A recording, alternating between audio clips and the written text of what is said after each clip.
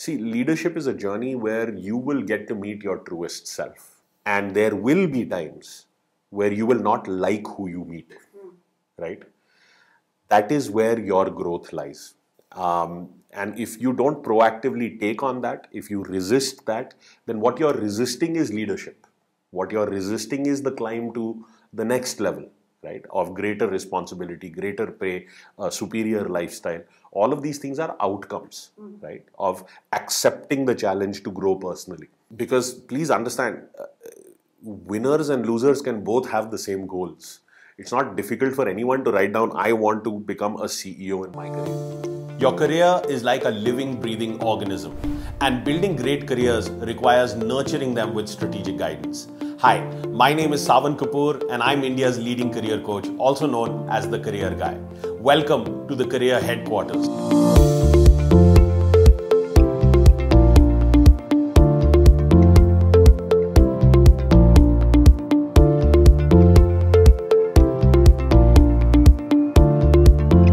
Most comprehensive career podcast on the internet, where I will bring you groundbreaking insights on everything career related.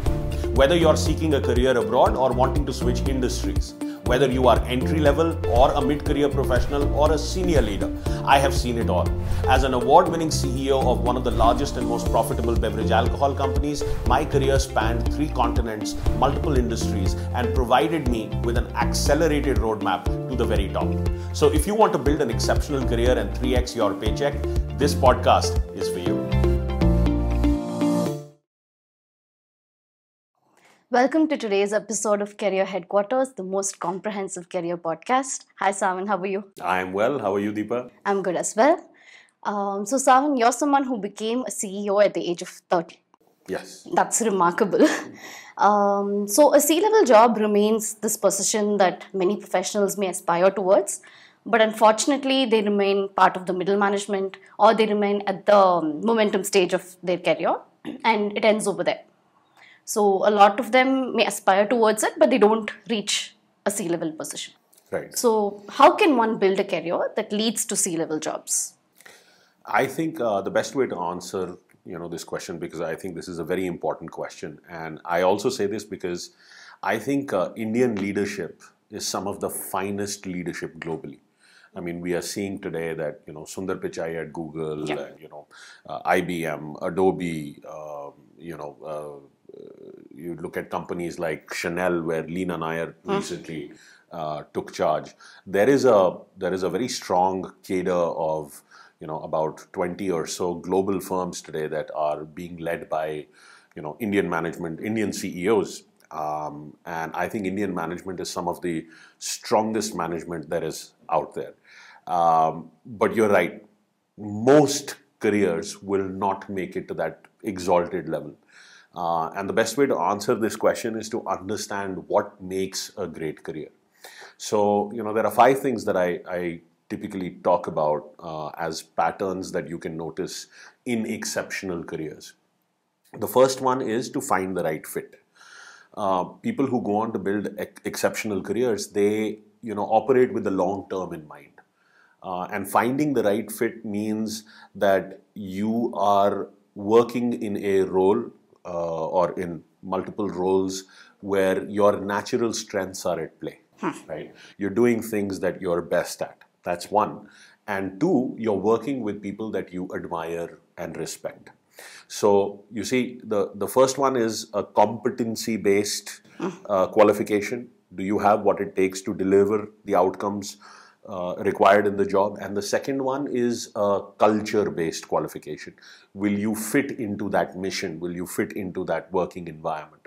So that's what it means by finding the right fit. That's the first thing that people need to understand if they want to build a great career. That has to operate at every level. The second thing is you have to understand how value is created in the workplace and how that translates into your own personal value, your own personal worth. At the end of the day, your work has to speak for itself, right? So you have to be able to deliver value that is proportionately greater for every role that you have had, right? And for that, you have to first understand how value is being generated specific to your role in your industry, and then what actions you need to take to convert that to personal worth, where you can create breakthrough impact. So that's the second thing that you need to watch out for. The third thing is you need to practice a style of leadership where your acceleration and progress is the outcome of helping others accelerate and progress. You have to be a leader that cares more about others than your own self. And I call that benevolent leadership. So the word benevolent is, it has an element of altruism, it has an element of kindness, larger heartedness, kindness, exactly. So you have to care more about the progress and the acceleration of others. And it goes back to, being that human being, right? Because you cannot claw your way to the top of an organization. People are going to be able to see through you, what your intention and motives are. You cannot get there by living a facade, by being pseudo when it comes to this disposition. So the only way you can get there is when people carry you to the top of an organization. They must want to work for you. And for that, you cannot operate as a pirate where you have your own agenda in mind. You cannot operate as a mercenary, where you're this free agent doing things by themselves. You cannot just be a good citizen. You cannot just be somebody who is nice to work with, but is not inspiring and is not leading from the front. You need all of these things to get into that top right-hand quadrant where, you are somebody who has a lot of trust. You enjoy the trust of the team, and you're relentless about the objectives that the team is pursuing. And that's where your performance comes in, and, your help to others who have to perform comes in. So you have to be a benevolent leader. That's the third, marker that I would ask you to look at. The fourth one is understanding how to overcome the permission paradox. Now, this is something that will impact almost all careers. People, especially in that mid-career range, will often find that they don't have the experience to get the job that they want to get. And without getting that job, they cannot get that experience. So it becomes this catch-22, where they feel it's out of a fire into a frying pan. And people who build great careers know how to overcome this obstacle.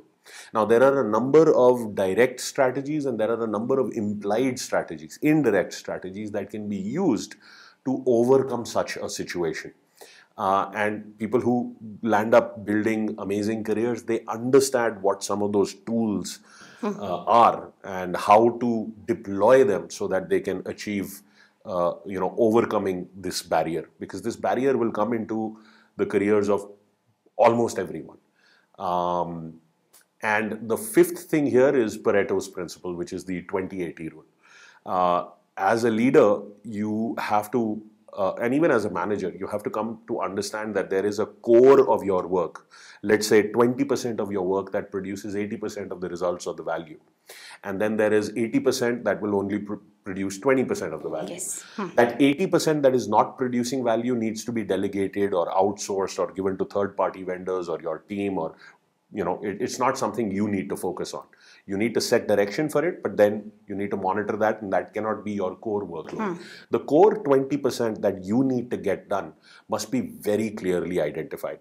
And if you're in a position where you're leading others, you need to help others also conduct this mapping so that they are very clear about what core 20% they need to take care of and what can be dispersed or distributed beyond them. So people who go on to build C-level careers especially, they have a clear understanding of these 5 patterns. Finding the right fit, understanding how value is generated, practicing benevolent leadership, learning how to overcome the permission paradox, and understanding how to apply the 20-80 rule. So this is very necessary. Now, if you take a career and divide it up into phases, there are 6 phases or 6 stages that every full career will be made of. The first stage is the aspiration stage. Now, this is a stage when you're in college, maybe in your final year, you're understanding what it is that you want to do for a substantial part of your life, what field you're going to engage in. And in that stage, the idea is to test drive a bunch of opportunities, right?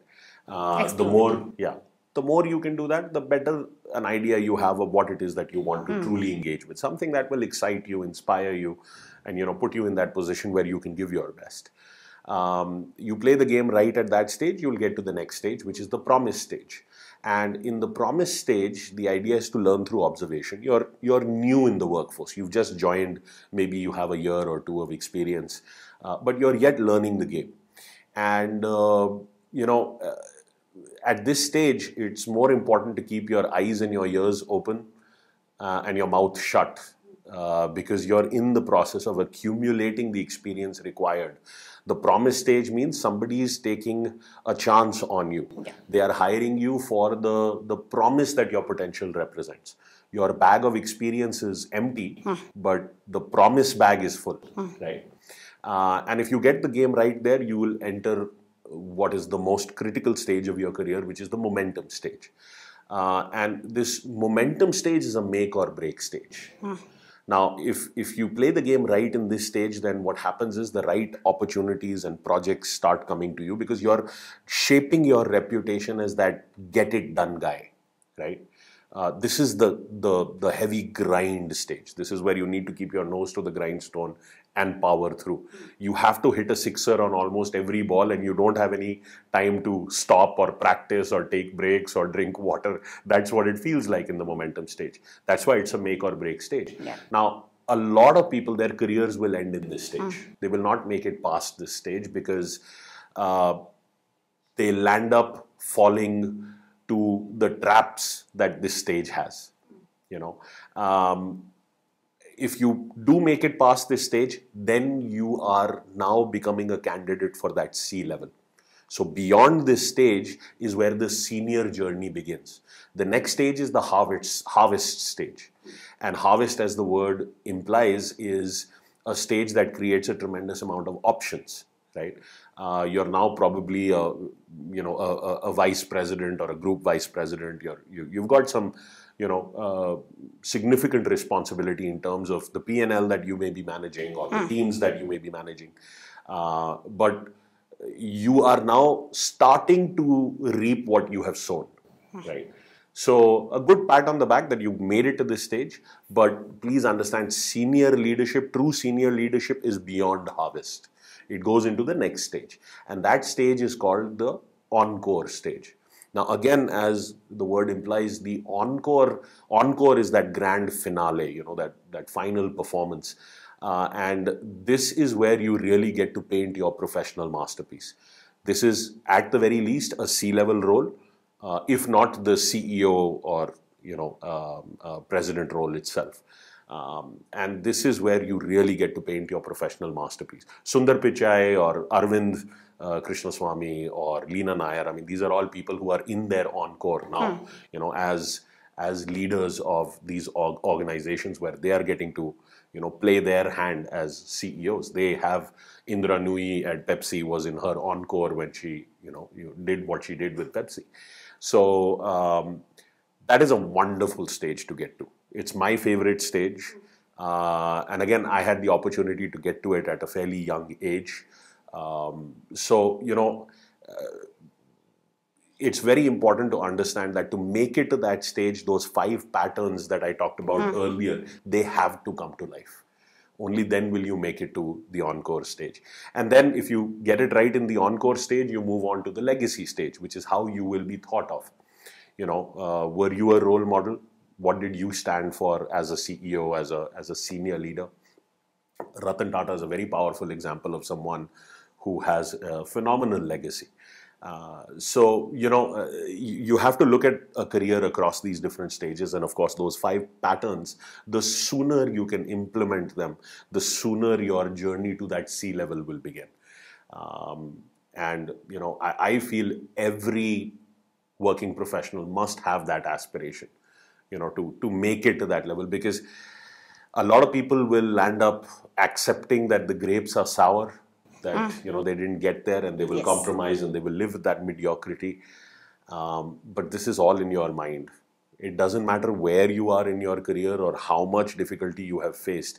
If you decide, that journey can begin. The best time to plant a tree was 20 years ago, but the second best time is now. So, the sooner you start, the sooner it begins. Yeah, better late than never. Better late than never. That's right. All right. So I think you've given everyone a very comprehensive guide map on, and you've also really encouraged and inspired them I hope. to shoot for that C-level job. So, in order to be successful at a C-level position, what are the critical milestones or the rites of passage that a professional has to go through? I think two come to my mind that are very critical. A lot of people, especially in a country like India, a lot of people, we place a lot of emphasis on education. And a lot of people want to upskill themselves, especially at times like what we saw during the pandemic. People were at home. Remote work, virtual work was yet being figured out. A lot of people had time. So, there was this whole rush to move online. And a lot of people enrolled themselves in secondary degrees like a master's program, or, even certification courses like a 3-month course on strategic management, or, data analytics or artificial intelligence. All of that was trending really hot. Now, of course, there is tremendous value to education and, to such courses that bring the discipline of that subject matter to your awareness. But please understand, your education or such courses and all are only going to take you up to a certain point. Yes. There are two rites of passage, if you want to term it that way, that people will have to understand to be able to move to more senior roles. The first one is learning how to manage others. Because please understand, we don't do anything alone.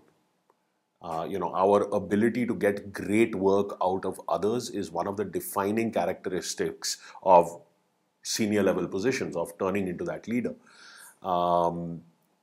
So the ability to identify the right people, the ability to hire them, the ability to train them so that they are successful, the ability to continue to groom them so that they can remain successful, the ability to help them grow their careers, and then to be able to retain them.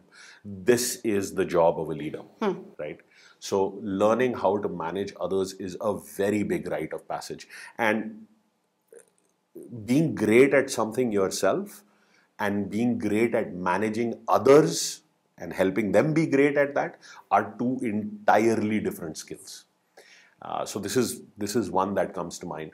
The second thing that comes to mind is that you have to understand your core activities and how they are connected to the financial statements of the company. Now, every other function, a problem in any other function is going to show up in finance, right? Sales, marketing, operations, IT, human resources, accounts,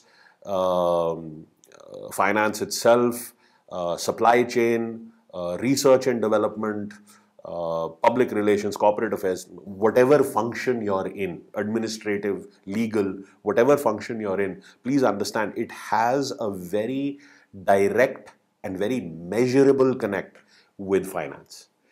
And understanding what you do on an everyday basis and how it is connected with financial performance is the second very key area that professionals need to understand and then utilize so that they can build senior level careers.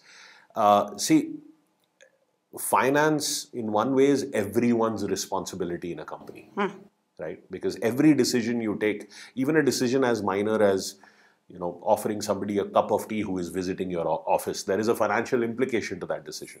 So finance is everyone's responsibility in a company, not just the people who work in finance.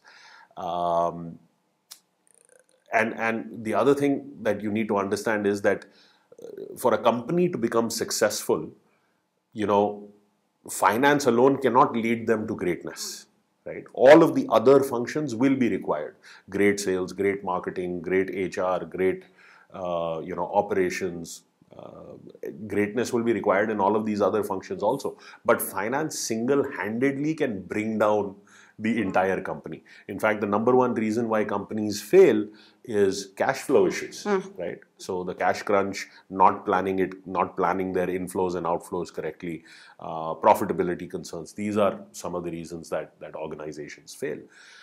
So it is very important that at the very least, these two milestone markers are understood by the working population. And the problem is that a lot of working professionals continue to exist in this bubble, in this protective bubble, where they've not yet discovered that these two rites of passage are so critical to their growth to a C-level role or to a senior position.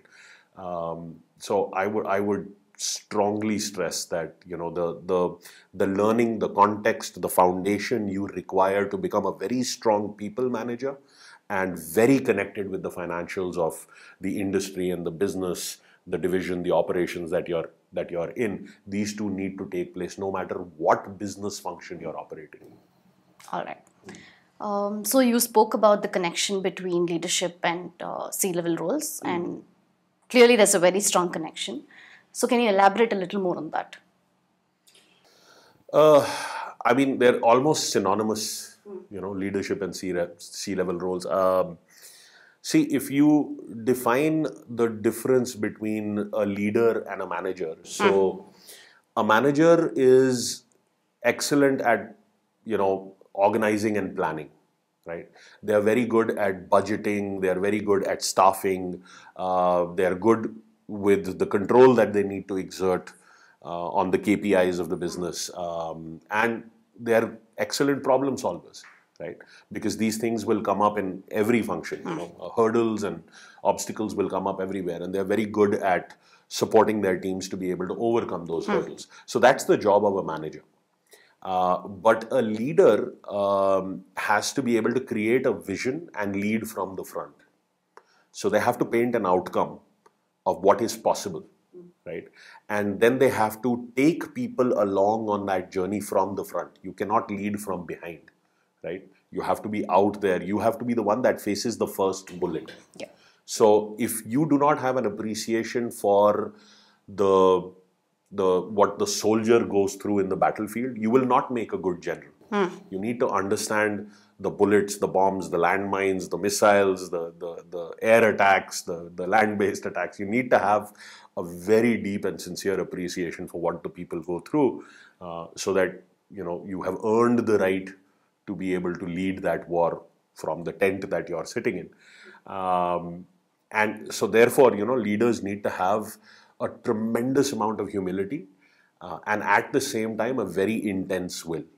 Right. So these are some of the differences between leaders and managers. And all leaders are great managers, but not all managers go on to become leaders. So this is one point of difference that needs to be understood. See, leadership is a journey where you will get to meet your truest self. And there will be times where you will not like who you meet. Right? That is where your growth lies. And if you don't proactively take on that, if you resist that, then what you're resisting is leadership. What you're resisting is the climb to the next level, right? Of greater responsibility, greater pay, superior lifestyle. All of these things are outcomes, right? Of accepting the challenge to grow personally. Because please understand, winners and losers can both have the same goals. It's not difficult for anyone to write down, I want to become a CEO in my career. But just because you've written it down, it's not going to happen. Yes. The illusion of effortlessness requires the greatest effort of all. To make it seem like a piece of cake requires, years and years of dedicated, in the trenches hard work. And it is your response to failure that determines your capacity for success. Because anyone can be happy when things are well. It's not difficult to be a leader when times are wonderful, Yes. right? Leadership is only tested when there is a crisis. That crisis introduces you to your truest self. And the other thing that I want to point out here is that leaders know how to mine for conflict. Conflict is not a bad thing here, right? Conflict exists on a spectrum, on a continuum. So on one end of the spectrum, you have personal attacks, and on the other end of the spectrum, you have artificial harmony. Conflict exists in the center, right? And leaders know how to mine for conflict because people have to feel safe and they have to trust each other to be able to speak their mind, right? Now, it shouldn't turn into a personal attack. You shouldn't attack someone's character or their personality. And at the same time, it should not be artificial harmony where people are not stating what they truly feel, right? Conflict can be a beautiful thing if you know how to mine for it, right? Because that is where you're truly shedding light on the issue and not shedding heat on the issue, right? So they understand when to push their teams, when to encourage their teams. They understand that the C-level role is a title, right? And unfortunately, a lot of people get empowered, they get put into positions where they have the title, but they don't have the skills, right? The right people, they don't really need the title, right? So we see a lot of that play out, but it's very important to understand that C-level positions, leadership is the prerequisite. And you don't need a C-level title to become a leader. You can become a leader at any level. As your scope and complexity, of your role, of your job grows, you will get to practice the greater, more detailed nuances of what leadership is all about. And if you keep accepting that challenge of personal growth, then you become absolutely unstoppable. All right. Yeah. I really like something that you said. You said leaders don't claw their way to the top. They're carried over there. Yeah, it's eloquently stated, but there's a lot of depth in that statement. You have to want to follow that person. You want that person to be the captain of the team, the one who's steering the ship. And that only happens when they know that you have their best interests at heart. Yes. But unfortunately, it's the holy grail. It's few and far between. You don't see that very much. True. And where you do see it, those are the ones that become the legends and the stories. All right. So does having an entrepreneurial mindset help with C-level positions? Absolutely. I mean, the short answer there is yes. See, entrepreneurs are people who are standing on top of that cliff and they have the ability to jump. And before they hit the ground, they will find a way to grow the wings. Okay. Right? And no matter how much you plan and prepare, that is the experience of entrepreneurship. 95% of new companies, I think the number is almost that high, because our startup ecosystem is growing at such a tremendous pace.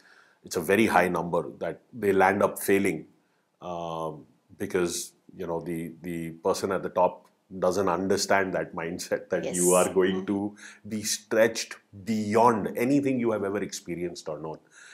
When you have experienced that other side of the fence, when you are the one who has to pay the salaries, when you are the one who has to make sure all compliances are in order, you are the one who has to make sure that the product is out there, it's competitive, it's selling, there's profit.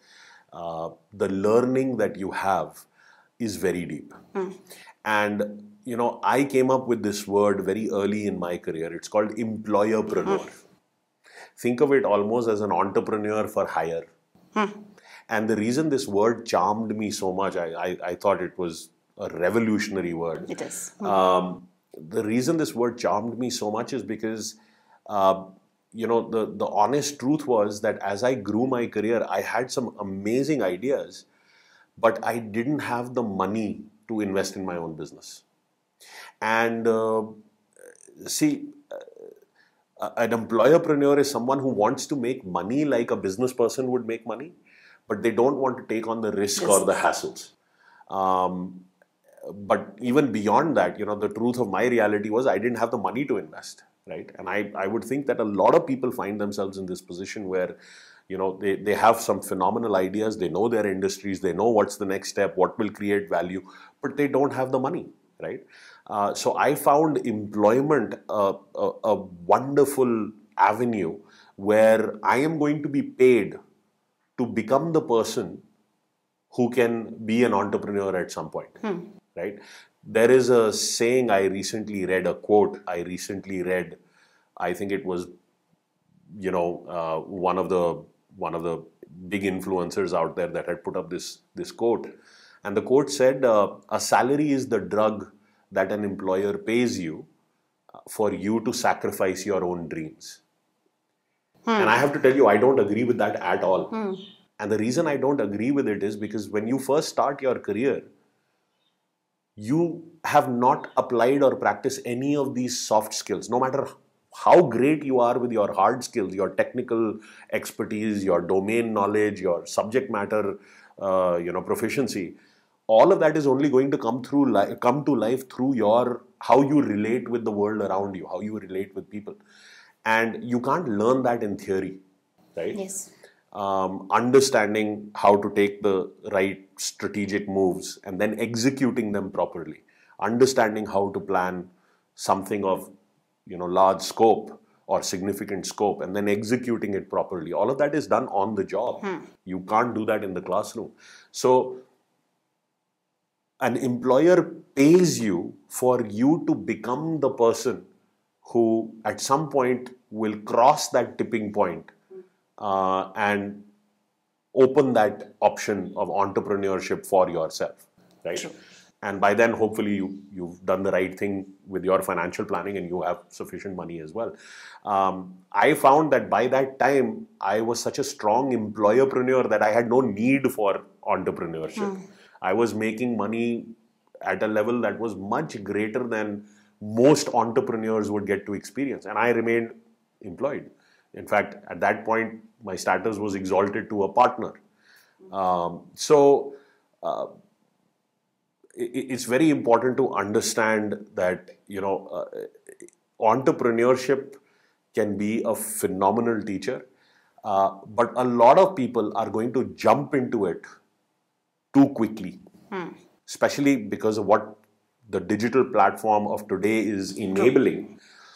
Everyone wants to become. Yeah, and we are seeing this in so many industries, people who have some competency and some idea of a discipline or an activity, they want to jump into it and teach others. But if that understanding, that mastery of interpersonal skill has not occurred, then a lot of these people are going to fall flat on their face because they jumped in too early. I'm in career coaching and I've been seeing this word mid-level career coach, or I've been seeing this other student career coach. All right. And it's a paradox. It's an oxymoron, right? Okay. A mid-level career coach is teaching you how to become successful as you're coming up to the mid-level or you're in the mid-level, right? But they have not experienced the journey to the finish line. They may take you down a path where you don't know what next to do. Yes. Right? Because they haven't experienced the journey from there to the top of the mountain. What they are saying is, I will help you climb half the mountain, then you're on your own. We are not climbing the mountain to get halfway and say, yay, we've arrived, because you haven't. You want to summit the mountain, right? So for me, it's an oxymoron. But today's day and age makes it so easy for people to become a career coach or for people to become a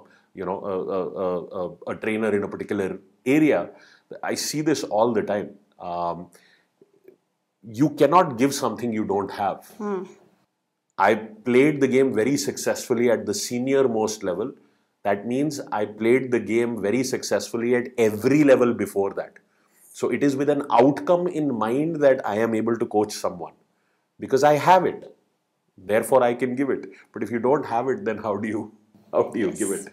So, entrepreneurship has a very strong link, and people who have had the experience of entrepreneurship make phenomenal employees.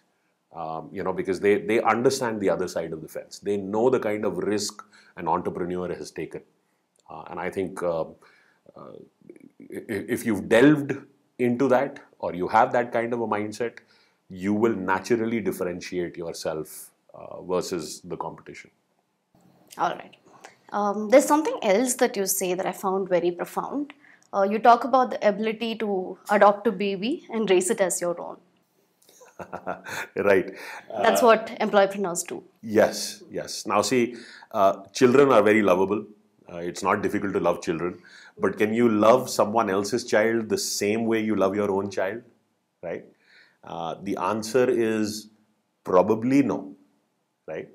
The pain that you will feel when your child is getting an injection is not the same pain you will feel when someone else's child is getting, the needle up their arm. So, employerpreneurs are the rarest of the rare. These are the people who have that ability to love someone else's company, someone else's idea, to a degree where they give 110% to it. So that's where that came from. All right. So before we end this episode, what is that one quality that every C-level executive needs to possess?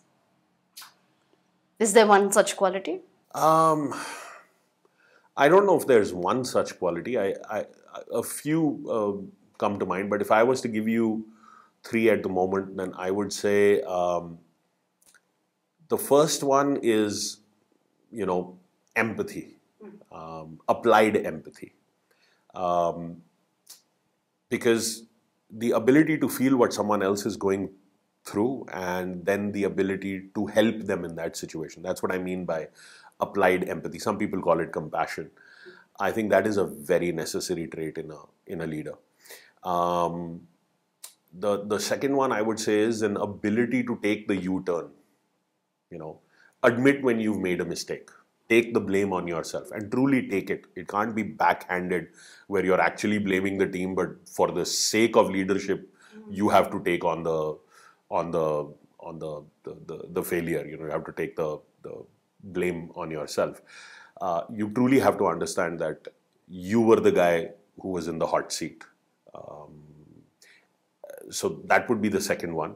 The third one is that you have to have an iron level of self-belief. You have to know it's possible before anyone else does. Because if you can't see that, if you can't envision that, there is no way it's going to be achieved. So these 3 come to mind. There are, qualities beyond this also. You need to have a great degree of resilience, of strength. So there are several other qualities that come to mind, but these 3 for me live at the very top. The ability to admit that you've been wrong, to have empathy, that where you take action, you help other people, and to have a very high level of self-belief. Very powerful qualities. All right. With that, we've come to the end of this episode.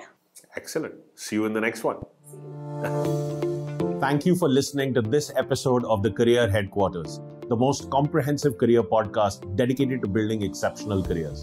If you enjoyed this conversation, please share this with someone you think would benefit from the ideas and the insights shared on this episode. Don't forget to subscribe to the show on Spotify, Apple, Google, Overcast, Castro, or Breaker. If you want to learn more about building an extraordinary career for yourself, I invite you to come attend my free Power Up Your Career live workshop. In this workshop, I will teach you the step-by-step process of landing your dream job in less than 90 days. The link to register is in the description below, and I will see you live at the workshop.